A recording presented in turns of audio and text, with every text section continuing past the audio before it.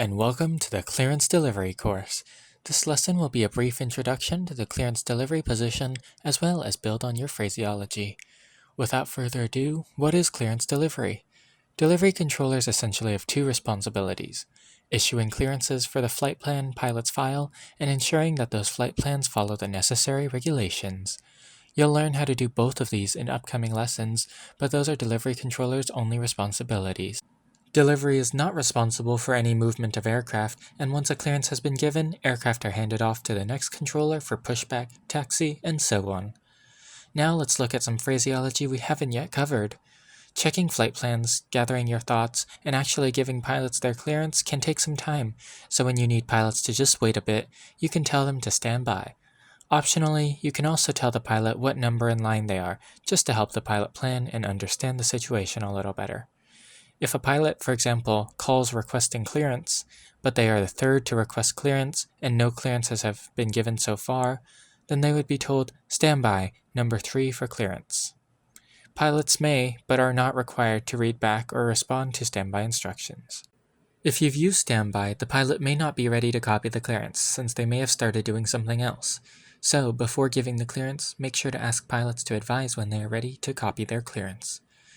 If you happen to make a mistake when speaking over the radio, don't worry, it's common with all controllers. Simply correct yourself by adding the word correction and then stating what was meant to be said. If you realize your mistake later, then it's possible to correct yourself in a separate transmission. As always, start the transmission with the call sign of the aircraft, then say correction and state the correction. The word correction should not be used if a pilot reads back something incorrectly. In those cases, use negative. We've already gone over what you should do on first contact, that is, identifying what position you are, but pilots also have to do something before they can leave the gate: get the ATIS information.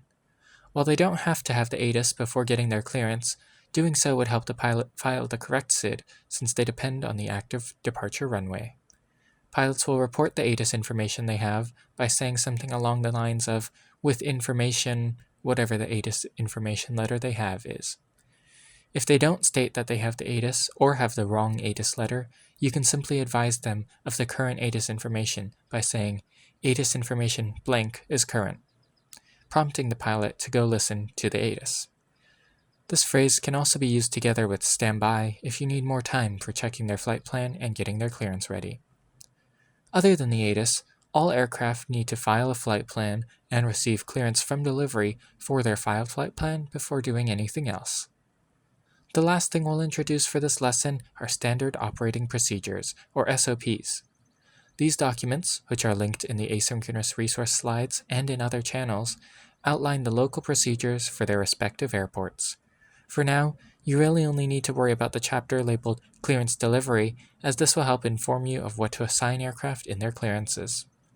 Our next lesson will finally begin to talk about those clearances, so I hope you look forward to it. As always, let us know if you have any questions, and with that, we'll see you on the scopes.